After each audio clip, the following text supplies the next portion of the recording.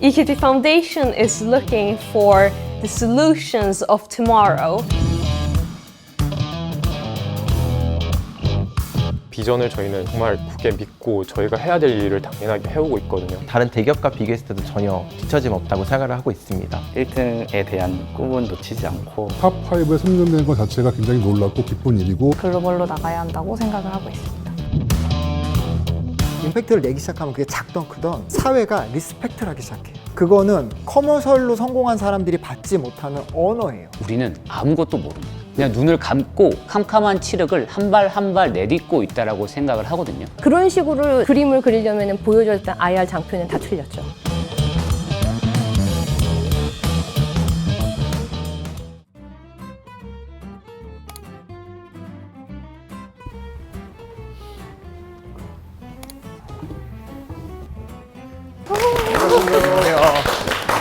치열한 경쟁을 뚫고 탑5에 오신 여러분 환영합니다. 저는 오늘 진행을 맡게 된 2호의 김태웅입니다. 반갑습니다.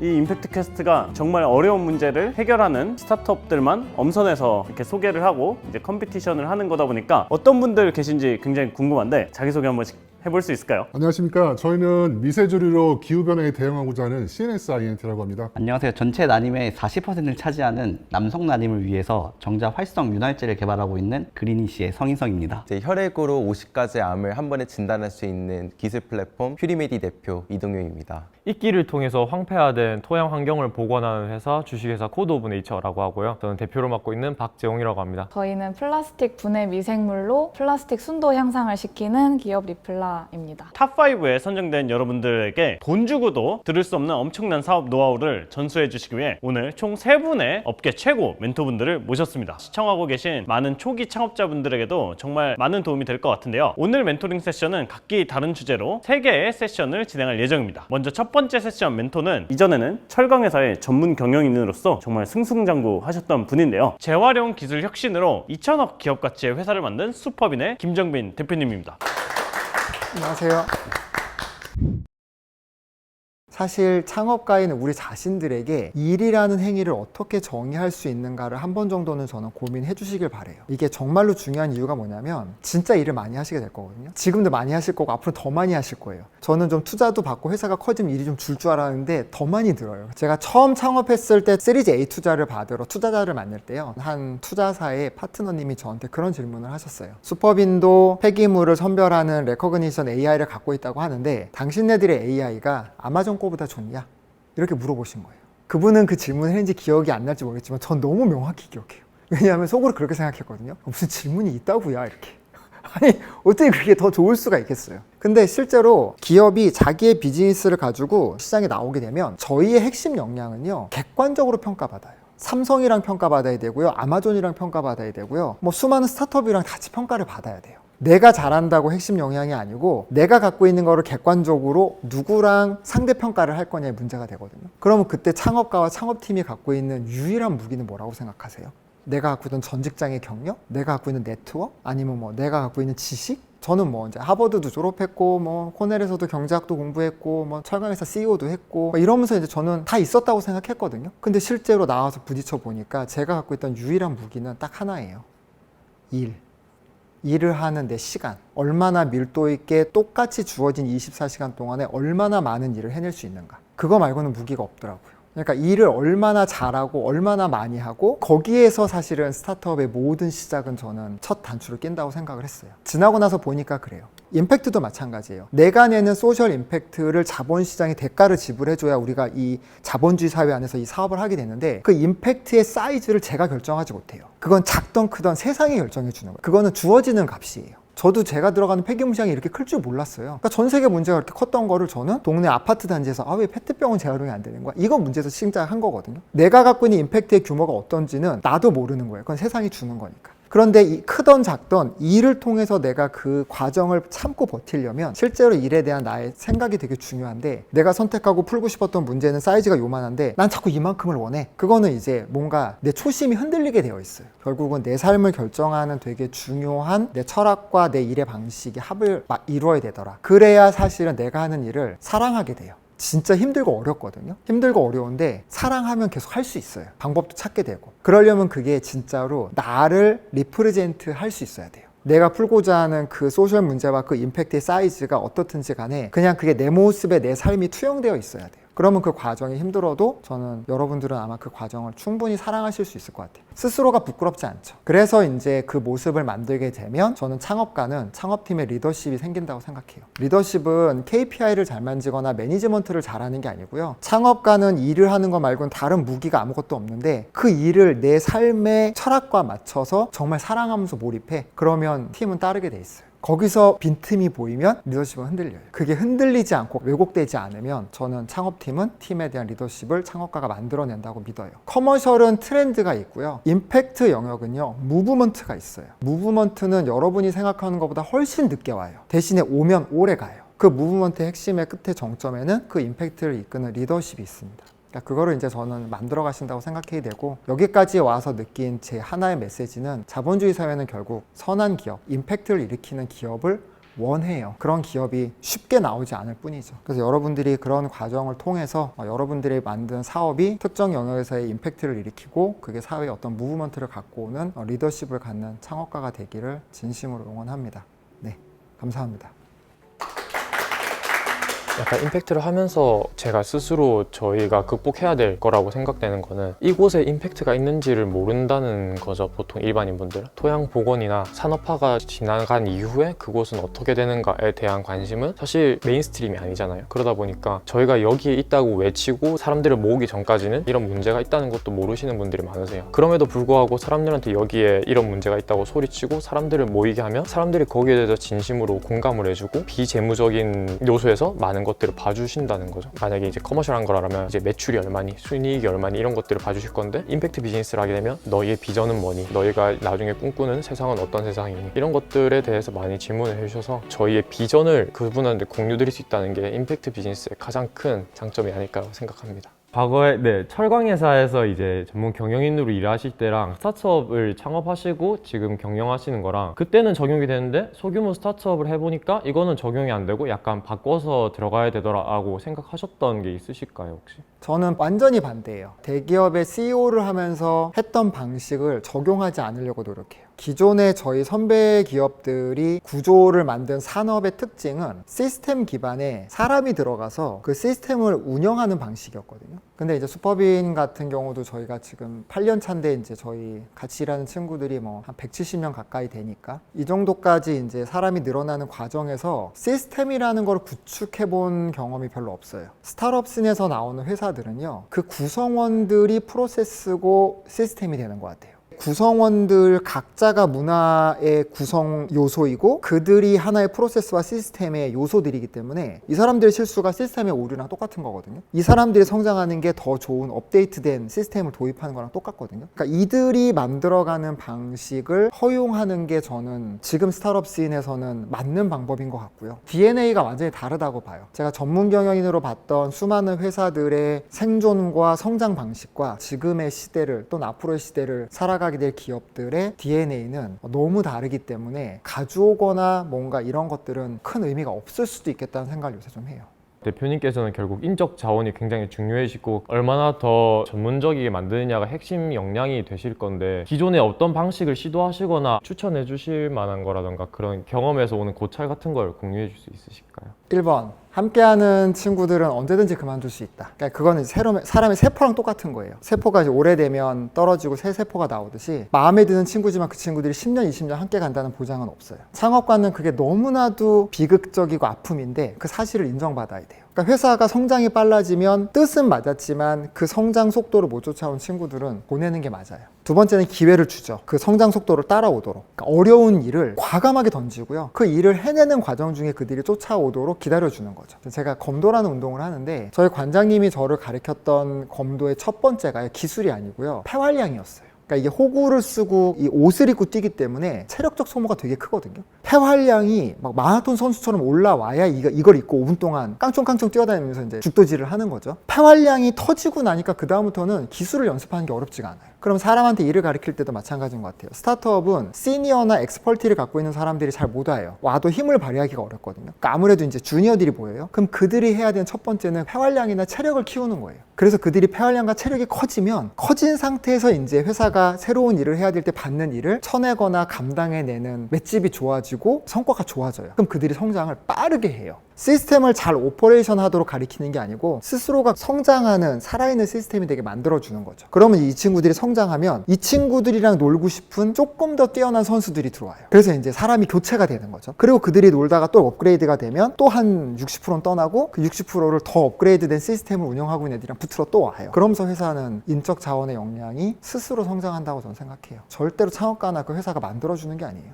저희는 이제 좀 마이너한 소재라는 이끼라는 걸 다루다 보니까 그거를 공부하기 위한 자료나 레퍼런스나 이제 그런 데이터들이 좀 절대적으로 부족하다 보니까 저희 회사에 오는 친구들이랑 저랑 함께 완전 제로 베이스부터 쌓아 나가는 거를 시작하면서 하고 있거든요. 그 친구들이 겪고 있는 그런 부담감을 저도 이제 알고 있다 보니까 어떻게 하면 제가 그 친구의 부담감을 조금 덜어줄 수 있을까? 제가 해줄 수 있는 차원의 문제는 뭘까라고 생각을 해서 여쭤보게 됐습니다. 정서적 안정감은 되게 중요해요. 내가 떠나기 전에 이 회사는 나를 지킨다. 그 정서적 안정감이 있으면 어려운 문제를 풀기 위해서 본인이 혼신의 힘을 다해요. 아까 발표하실 때 캐피탈 중심의 사업은 트렌드를 쫓아가고 그리고 이제 임팩트 중심의 사업은 무브먼트를 이제 따라간다고 하셨잖아요. 무브먼트라는 게 결국에는 특정하게 내 아이템이 아니라 시장을 둘러싼 모든 이해관계자가 같이 팔로우업을 해야 된다고 생각을 했었어요. 저희는 몸집도 작고 힘도 약하고 맨파워도 약한 사원에서 그런 모든 이해관계자를 사실은 팔로우업을 시키기 또 설득시키기가 너무나도 어려울 것 같거든요.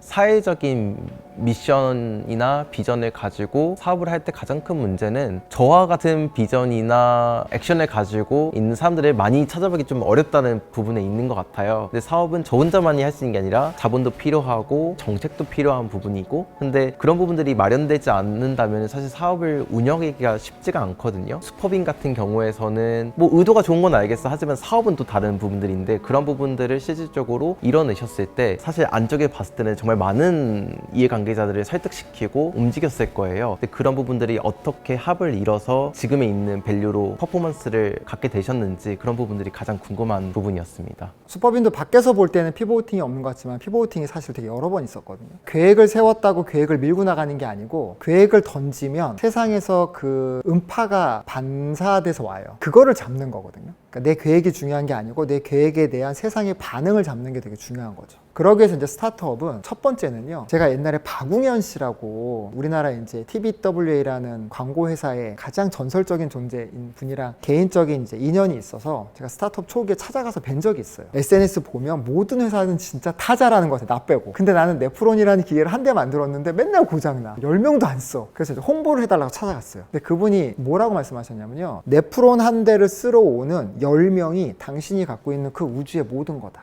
10명에게 집중해라. 지금 당신이 홍보를 하거나 막 무브먼트를 만들거나 트렌드에 뭔가 올리는 거는 대기업 흉내내는 거다. 그렇게 할 수 있는 힘도 상황도 당신은 안 된다. 10명에 집중하고 10명이 10명을 더 데리고 오면 20명에 집중하고 모든 거의 시작은 거기에 있다. KPI는 어디서 나오냐면요. 여러분들이 읽는 동영상, 책, 그 다음 SNS 이런 데 없어요. 내 기계를 쓰는 5명의 피드백 안에 다 있어요. 그게 KPI가 돼요. 제가 네프론 공급하다가 지금 IM팩토리라고 경기도 화성에 대한민국에서 대지면적으로 제일 큰 종합 폐기물 공장을 저희가 갖고 있거든요. 그거 만들게 된 것도요. 저희 회사에 온 롯데케미컬 본부장님이 준 팁이에요. 제가 공장 만든다고 생각도 해본 적 없어요. 근데 이렇게 모여진 게 정확히 재활용이 안 되고 정확하게 재활용된 소재를 쓰고 싶어하는 고객이 있는데 그 고객이 없더라. 그럼 제가 만들어 볼게요. 그러면서 이제 KPI가 세팅이 되는 거거든요. 그러니까 내가 있는 도메인 안에서의 내 우주를 구성하고 있는 구성원들과의 어떤 소통, 그 안에서 내 비즈니스를 일으켜가고 스케일업을 시키면서 그 무브먼트의 모먼텀을 잡아가는 증거는 그 안에 다 있어요. 그런데 여기 창업가 5분이 갖고 있는 비즈니스가 계속 피보팅 돼요. 피보팅이라는 게 만들었던 걸 버리고 새로운 걸 가는 게 아니고요. 만들었던 거 위에 새로운 게 붙으면서 이 전체 모양이 다른 머티리얼라이제이션으로 바뀌어요. 그게 계속 바뀌면서 이제 비즈니스의 모습은 성장돼요. 굳은 살이 막 붙는 거죠. 사회가 키워요. 사회가. 임팩트를 내기 시작하면 그게 작던 크던 사회가 리스펙트를 하기 시작해요. 그거는 커머셜로 성공한 사람들이 받지 못하는 언어예요. 임팩트 비즈니스를 하는 사람들의 특징은 어느 순간 넘어가면 사회가 이렇게 등을 밀어주기 시작해요. 하시라고. 계속 하시라고. 그러니까 이제 저는 지쳐도 이제 사회가 그 문제를 풀어주기를 바라기 때문에 바람을 타는 도움을 받는 모습을 저뿐만 아니라 제가 이제 알고 있는 그 임팩트하고 있는 스타트업 대표들이 다 비슷하게 경험을 하세요. 제 의미가 와닿았던 거는 이 사업을 하고 있으면은 가끔 드는 생각이 지금 하고 있는 프로세스가 사실 맞나 하는 것들이 있거든요. 그리고 정말 이 과정을 거쳐서 기술적인 성공은 있을 수 있어도 사업적인 성공까지 이어질까 하는 부분들이 많았는데 제가 이 분야에 있으면서 정말 배우는 것들도 많았고 유사한 일들을 하시는 분들을 많이 뵀었어요. 근데 결국에는 제가 이 자리를 지키고 있다 보면 그분들과 도움을 주는 관계를 갖게 되더라고요. 근데 슈퍼빈도 아마 비슷한 과정을 겪으셨던 것 같아요. 이제 그런 부분들을 같이 공감할 수 있다는 부분, 그리고 두 번째로는 제가 지금 하고 있는 부분들이 오히려 맞다, 잘하고 있다라는 생각을 하게 해서 조금 많이 응원이 됐습니다. 2교시 멘토분은 정말 대단한 분을 모셨습니다. 스타트업 필독서 중에 하나의 유난한 도전이라는 책, 그 책에 가장 많이 나오는 등장인물 중에 한 분이신데 한국에서 지난 10년 동안의 가장 큰 스타트업 성공 사례 중에 하나죠. 토스의 공동 창업자이자 베이스 인베스트먼트의 파트너인 이태영님을 모셔보도록 하겠습니다.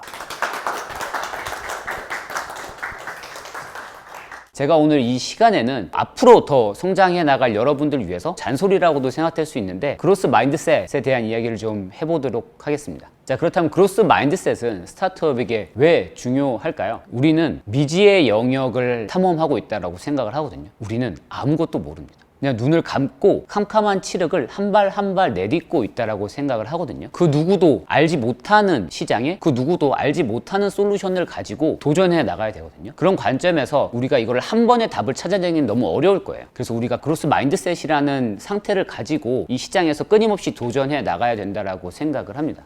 자, 그렇다면 저는 이 과정에서 그로스를 잘 이뤄냈었을까요? 처음부터? 절대 그렇지가 않습니다. 일단 이게 이제 실패 사례 첫 번째로 울라블라라는 서비스를 좀 말씀드리려고 하는데요. 울라블라는 당시에 내가 옳다라고 생각하는 걸 내가 원하는 형태로 서비스를 만들었어요. 그러니까 어떻게 될까요? 고객이 존재하지도 않는 곳에서 고객들이 싫어하는 형태의 서비스를 만들었던 거죠. 그래서 이제 시장에서 필요한 것을 고객이 원하는 형태로 제공해야 된다라는 것을 이런 실패를 통해서 배울 수 있었고요. 이런 실패 사례들을 가지고 저희도 이제 그로스 마인드셋이라는 것을 갖춰가면서 이후에 몇 가지 서비스를 더 실패하면서 아주 극단적으로 바뀌었어요. 그냥 토스 송금 서비스를 런칭하기 전에 송금 시스템을 갖추지도 않았어요. 그냥 홈페이지만 띡 만든 다음에 이런 서비스가 있으면 쓰실 겁니까? 라고 물어본 다음에 사용자가 요청을 하면은 저희가 인터넷 뱅킹 들어가가지고 인터넷 뱅킹으로 송금을 하고요. 이런 식으로 아주 극단적인 린한 방식의 MVP를 만들어가면서 서비스를 발전해 나가는 과정으로 변신할 수 있었습니다. 지금 제가 했던 얘기들을 많은 분들이 모르고 있을까요? 여러분들도 다 알고 계신 내용이라고 생각을 해요. 근데 저는 스타트업들을 이제 많이 만나다 보니까 요즘 가장 느끼는 생각이에요. 알고 있는 것과 실행하는 것은 너무나도 다른 것 같습니다. 뭐 예를 들자면 우리가 학생들이 공부 잘하는 법, 뭐 좋은 대학 가는 방법 모를까요? 뭐 온라인에서 엄청난 강의 매체들, 훌륭한 강사 선생님들을 통해서 얼마든지 쉽게 배울 수 있거든요. 그런데 여전히 공부를 잘하는 학생과 공부를 못하는 학생들의 비율은 깨지지 않아요. 저는 그건 정보의 차이라고 생각하지 않습니다. 그 차이를 만드는 건 실행이라고 생각을 하거든요. 결국은 실행력이었던 것 같아요. 맨 마지막 장이 되게 오랫동안 화면에 띄어져 있었잖아요. 근데 그걸 보면서 사실 요즘에 많이 유행하는 이제 MBTI로 치면 저는 P적인 성향이 되게 강해서 충동적이고 계획적인 것보다는 직감에 많이 따르거든요. 그러다 보니까 늘 저는 오히려 너무 실행력이 앞서고 계획은 조금 떨어진 경우가 있는데 그분께서 말씀하시는 실행력에는 무조건 무작정 제가 하는 것처럼 실행하는 게 아니라 통찰과 그 배경이 있어야 된다는 거를 좀 이해를 하고 그 실행력이란 단어가 되게 여러 가지로 이해가 됐었습니다.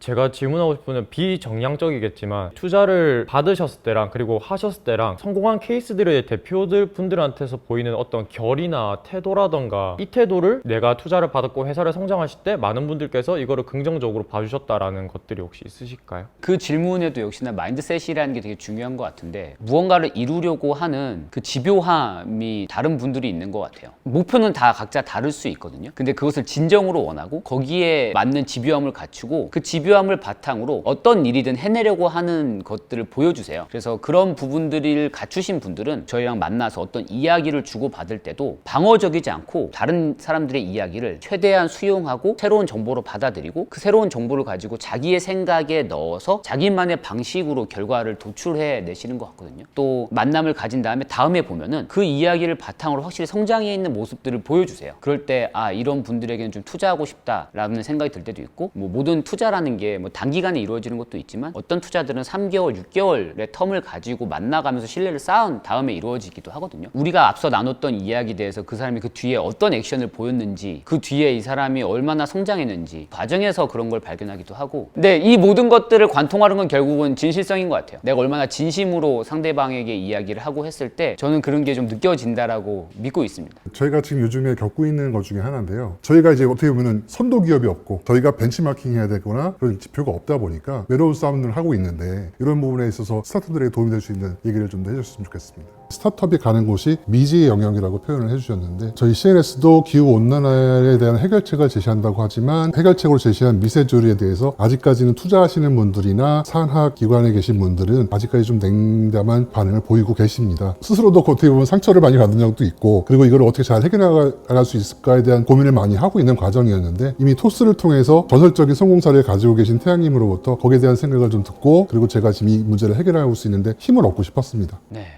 정말 어려운 얘기네요. 네.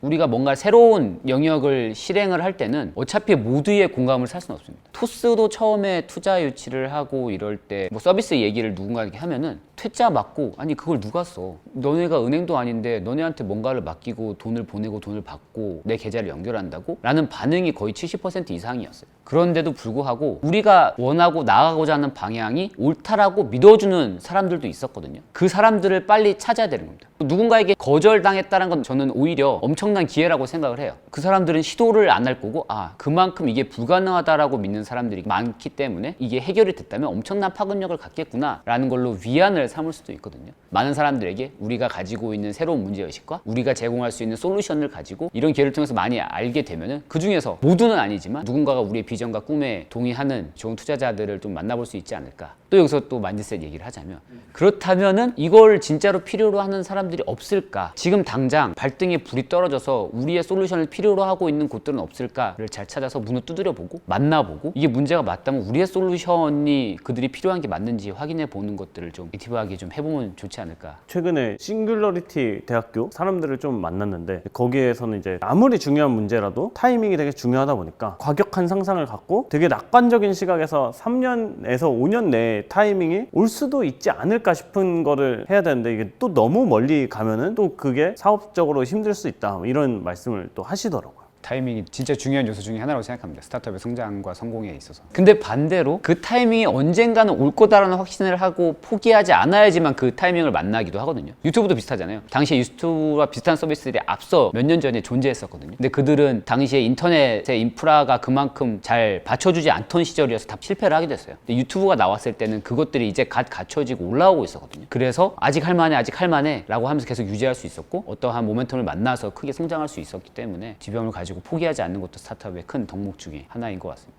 토스는 운이 좋아서 이제 어떻게 잘 성장할 수 있었다라고 말씀을 해주셨는데, 약간 디테일을 듣고 싶기는 해요. 토스의 성공에 맞이했던 운의 디테일과 그 운의 확률을 높일 수 있었던 이런 행위들이 이런 의미로 발현될지는 몰랐는데, 이게 이런 식으로 돼서 우리가 이렇게 날아오를 수 있었구나가 있을 것 같아서 좀 들어볼 수 있을까요?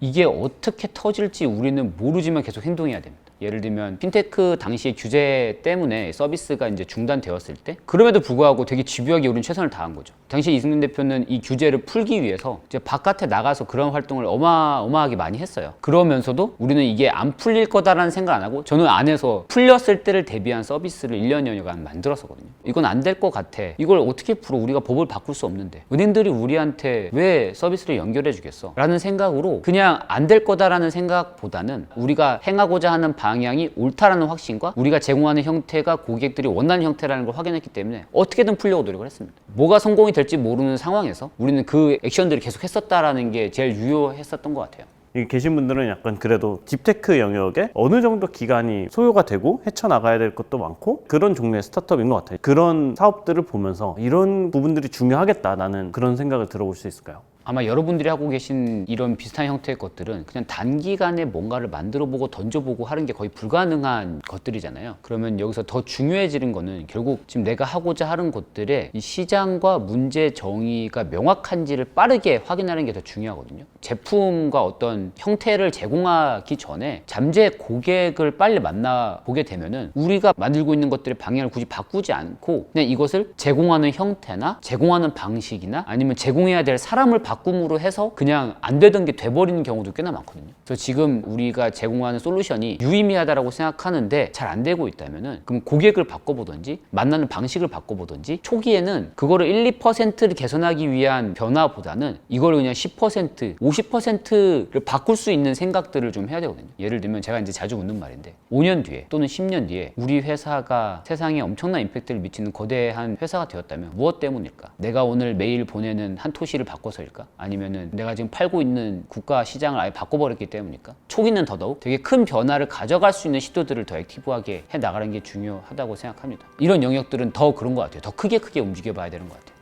저는 그분의 경험치를 저희 회사에 가져오는 게 오늘의 가장 큰 성과라고 생각을 하고 사실 여기 왔었거든요. 그분이 실패하면서 얻었던 혹은 성공해서 지금 다른 기업분들을 대하면서 얻었던 그 많은 고찰들을 제가 지금의 경험치라던가 노력으로는 절대 얻을 수 없는 거기 때문에 그런 것들을 많이 받아갔고 오늘 들은 것들은 저희 회사에 필요한 것들은 즉각적으로 바로 받아들이고 나중에 좀 더 먼 미래의 일들은 제가 마음속에 미리 새겨두고 그 일이 언젠가 닥쳤을 때 바로바로 꺼내줄 수 있는 아마 도움이 되지 않을까 싶습니다.